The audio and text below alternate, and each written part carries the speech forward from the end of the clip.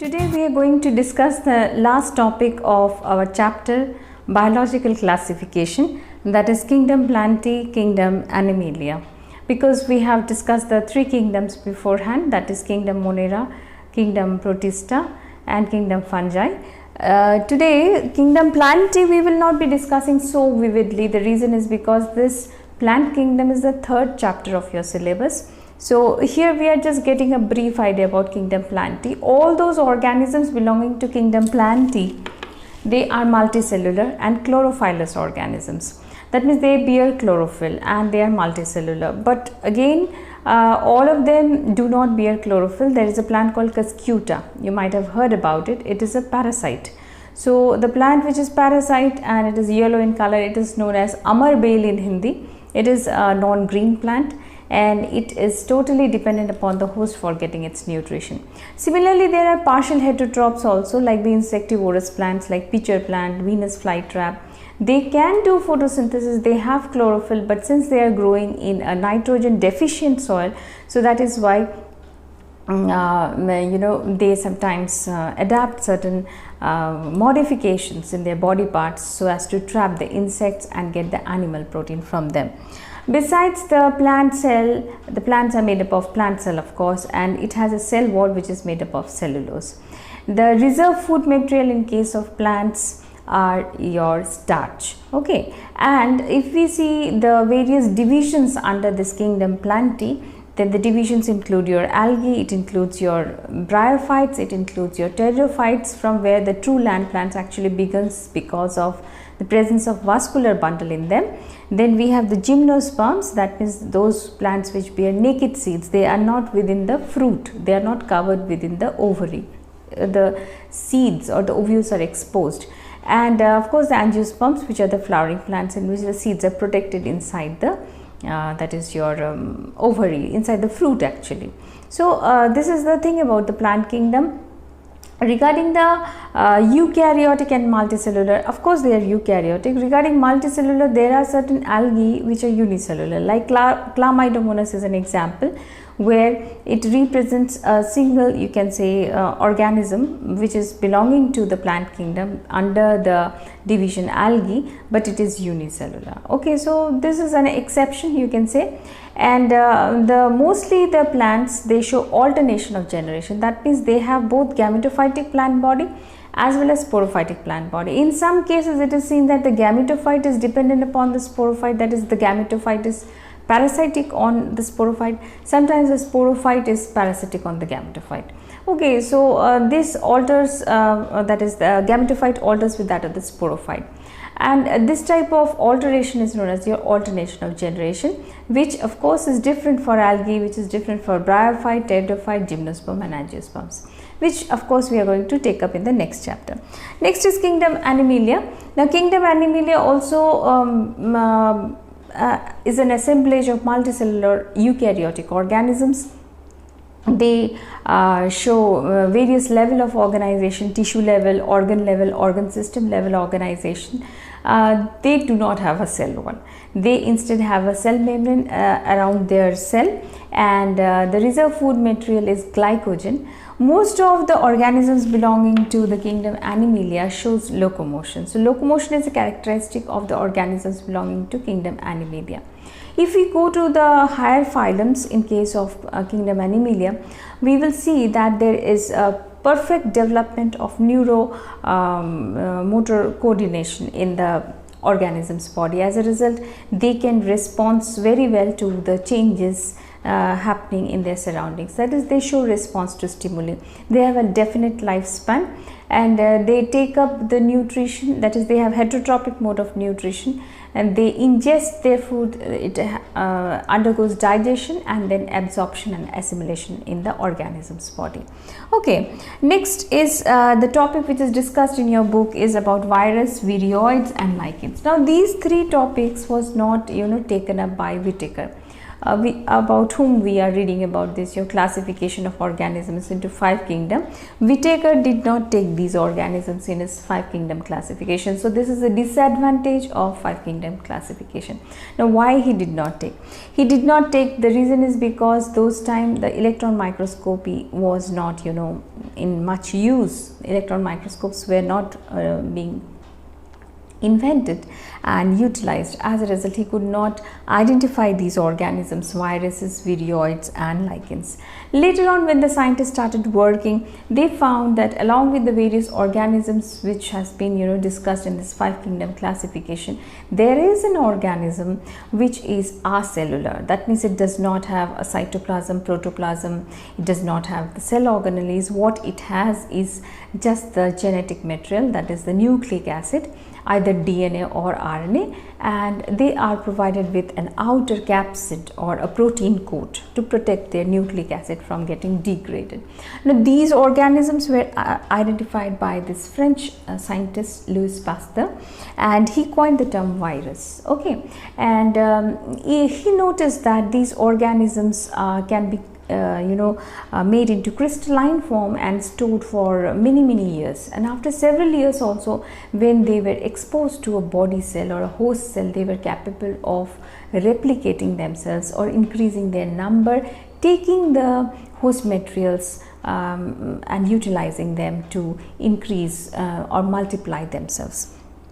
Now these viruses generally have the genetic material either RNA or DNA. Now the RNA viruses are single-stranded RNA virus are more common in case of your infecting the plants, and the double-stranded RNA, the single-stranded DNA or double-stranded DNA is more common in affecting or in killing, or rather inserting themselves into the animal host. So this is the 2 diagrams which has been discussed in your NCERT. This is a virus which affects the plant, a very common virus which is called tobacco mosaic virus, or TMV in short form we call it. What it has is that it has a single-stranded RNA, and the RNA is externally protected by this protein capsid, and each unit of this capsid is known as a capsomere.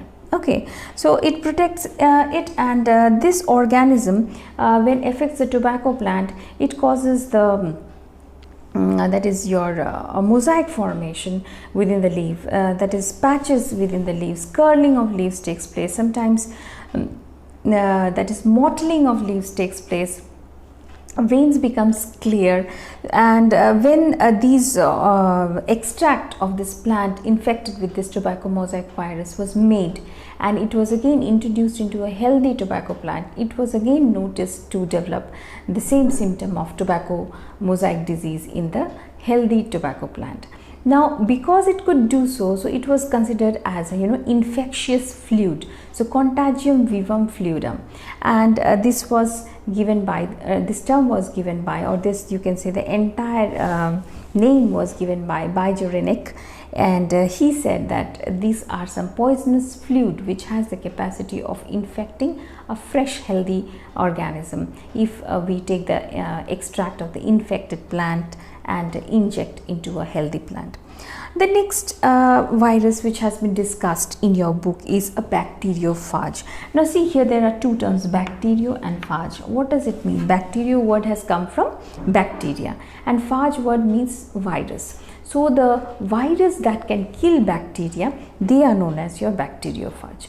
Okay, now how does it looks like? It has a polygonal head, and within the head is the genetic material. Then here you can see it's a collar, and this is the sheath of the that is bacteriophage, and this sheath is somewhat what I will say spring like. Okay, and these are the tail fibers, and these are the spikes. Okay, these are the spikes.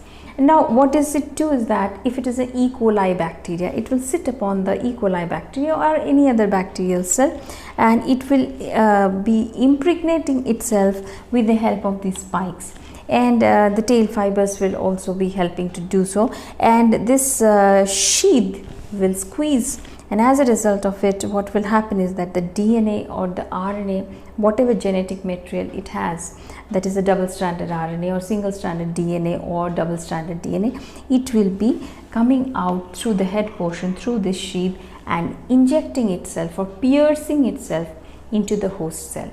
And once it makes its entry into the host cell, it utilizes the host materials to replicate itself, increase its number, and finally when it is filled up, it bursts open the bacterial cell, releasing so many bacteriophages. Okay, so that is called the lytic cycle. That means breaking the bacterial cell, and the progenies are released into the surroundings. So this is how it infects the bacteria, and that is why it is called as your bacteriophage.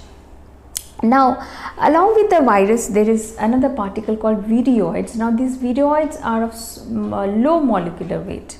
Unlike the viruses, which are covered by the protein cover, viridoids have just the genetic material. They are not covered by any protein capsid or any kind of sheath like protective covering around their genetic material. They are just the nucleic acid, that is the RNA, which can directly get its entry into the host cell and cause the problem over there.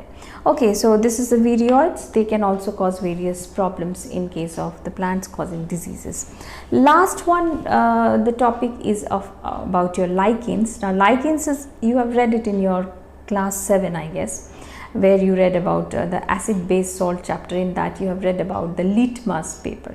Now, the litmus is made up of this lichens. Now, what are these lichens? Lichens is a symbiotic association between fungus and that of algae. The fungal part is known as your mycobiont, and the algae part is known as your phycobiont. Okay, so mycobiont and phycobiont, they actually benefit each other. How do they benefit each other? Algae is a plant, so it has a chlorophyll. It can do photosynthesis, and as a result of it, the food which is produced, it can be utilized by the fungus as well. And the fungus, on the other hand, gives shelter to the algae and also helps in accumulating the mineral salts from the surrounding, which will be helping the algae to prepare its food. So this is you can say both of them benefiting each other. That is why it is a symbiotic association, and that is also the thing which was neglected by that of the that is your Whitaker. So this is the disadvantage that he did not include. So these organisms did not find any position in the 5 kingdom classification. Kingdom Protista, we have seen that there were some anomalies, some organisms, distantly related organisms were all assembled in the kingdom Protista. They were showing sometimes plant-like characteristics, sometimes animal-like characteristics, somewhere of sometimes showing fungus-like characters, like we have seen in case of your slime molds. Then there were some organisms which were included in kingdom Plantae, like the red algae or the brown algae, which were not green in color. The primary characteristic of the organisms belonging to kingdom Plantae is that they should be having chlorophyll. Yes, brown algae and red algae are having chlorophyll. They are having chlorophyll A, and along with that chlorophyll C in case of brown algae and chlorophyll D in case of red algae, but they don't appear to be green in color, isn't it? Then they were, these organisms should be multicellular, but there are some exceptions of unicellular organisms there. So that was also an anomaly in the 5 kingdom classification. Then if you talk about kingdom fungi, in that yeast is a unicellular fungus, but all the fungus are multicellular, so that is also an exception. So various exceptions are there in the 5 kingdom classification, so that makes the disadvantage of the 5 kingdom classification, due to which the later scientists made the 6 kingdom classification. Of course, besides all these things, the rest other characteristics which this man has taken, Whitaker, for the classification was something which was not taken by his predecessors, and as a result of it, his system of classification was more authentic. So for this we can say that yes, 5 kingdom classification is still existing, and it is more scientific compared to that of the previous scientists. So that's why still we are using this 5 kingdom classification given by Robert Whitaker. In the next class to come, we will be taking about the kingdom Plantae, and that is plant kingdom, and followed by the animal kingdom. That's all for today's class. Thank you.